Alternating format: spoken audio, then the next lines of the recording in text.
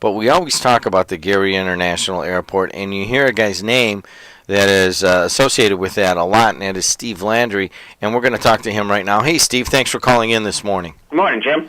Okay, Steve, before we go and talk about the airport and what it means to Northwest Indiana and this whole area, let's talk about you. Now, you have been the interim director since sometime last year, correct? That's correct, since last September. Since last September. You come out, you have an Air Force background, right? Yeah, correct. And then you've worked with some other airports before coming to Northwest Indiana. And so you come here with a lot of experience in aviation and with airports and so forth.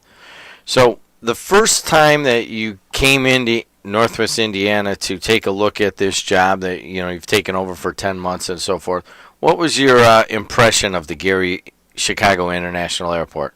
I got here in 2007, and my first impression was that this was going to be an exciting place to be in the future.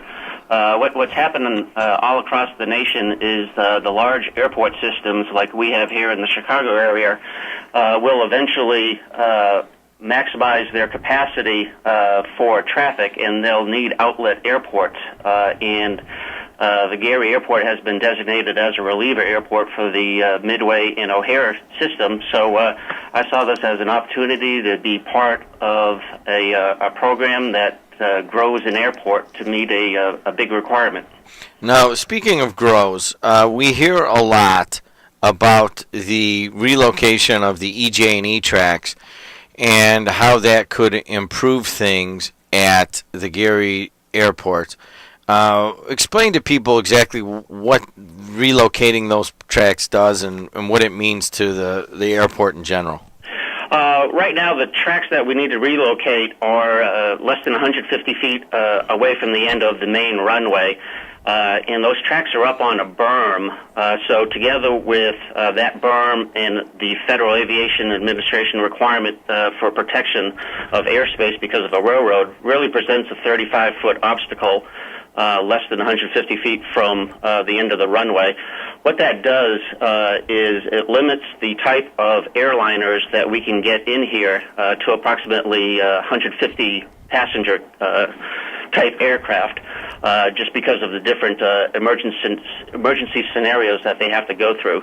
So what we've been told by the airlines over the year that we've courted is that they're limited to one type of aircraft in their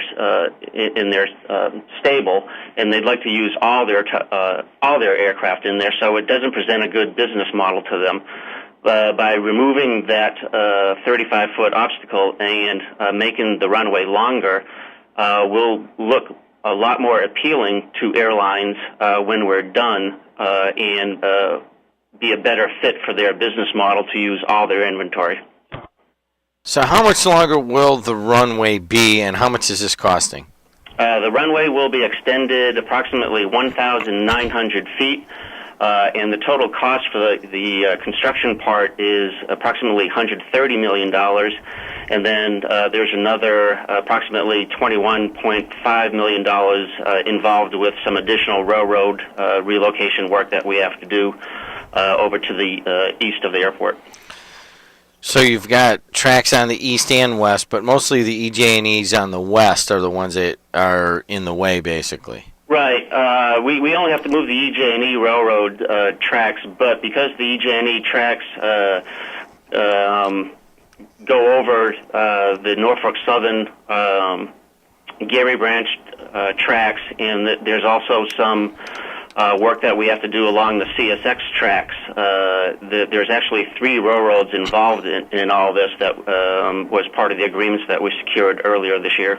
Where's the money coming from? A whole host of sources. $47.8 million coming from the FAA, approximately $50 million coming through the RDA. The state of Indiana has kicked in some money. The city of Chicago, through their airport system, will be kicking in at least $9.5 million. The Federal Highway Administration, $6 million. Okay, why is Chicago involved in this? Again, we are designated as a reliever for the Chicago system, and they understand, as well as the FAA, that at some point in the future, the Chicago airports will max out their capacity for handling aircraft. So Chicago is a partner with us in helping us to grow our capabilities so that when they do reach their maximum, we'll be here to handle the overflow. All right, we're talking to Steve Landry. He's the interim director of the Gary Chicago Airport. Now, Steve, what do you have there now? I mean, in terms of, I know there's some storage tanks and you have some, I guess, some private jets going in and out of there. What is it that we need to know here in Northwest Indiana about what's going on at Gary Airport? Right now, the bulk of our traffic is the corporate-size aircraft. We have no airline carrier service at the moment. Now, is that the goal? Yes, eventually the goal would be to get carrier service in here. That's more of a long-range goal. We don't see that happening until we get the runway extended. Again, we need to present a different business model to the airlines. Between now and the end of the program, we're embarking on an initiative to get charter traffic into the airport, charter traffic being vacation package or sports teams or things like that. We've solicited the assistance of the City of Chicago with that, and they've agreed to help us with that. What that does is free up their runway, taxiway, and terminal gate spaces by bringing that traffic down here. So we've just started that process, and we hope that will come our way and generate some revenue. How's Governor Daniels been in this process? Supportive? Absolutely supportive. Absolutely. Could not have done this without the governor or the state of Indiana. All right, Steve Landry, interim director of the Gary Airport. Steve, thanks for calling in. Keep us updated. I know that a lot of people watch this, and we all kind of want to know what direction it's headed. What about these Lufthansa jets that have been going in and out of there, though? Somebody pointed that out to me the other day, and a guy texts that in right now.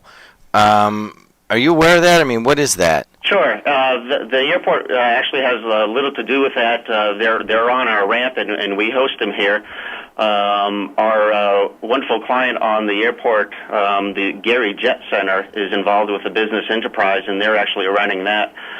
These are old aircraft that have been retired by the airline, and they are brought in here, and they're stripped out of all the worthwhile instruments and seats and anything else that could still be used.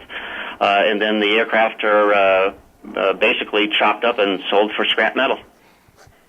Where do you see this airport in 5 to 7 years? You're going to spend $150 million on this.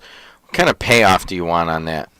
We'd like to see some light freight and logistics work here, tying in with the community and generating some jobs. Of course, we'll be pursuing that charter aircraft as well.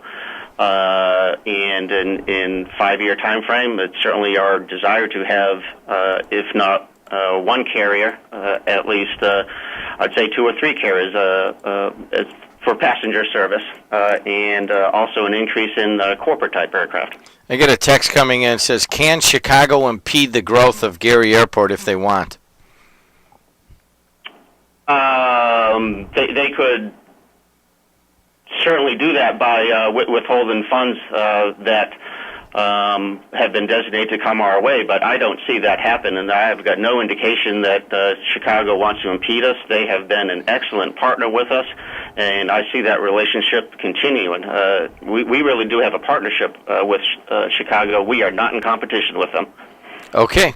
Steve Landry, thank you so much for calling in. He's the interim director of the Gary Chicago Airport. Thanks a lot, Steve. You're welcome, Jim. Take care. Talk to you.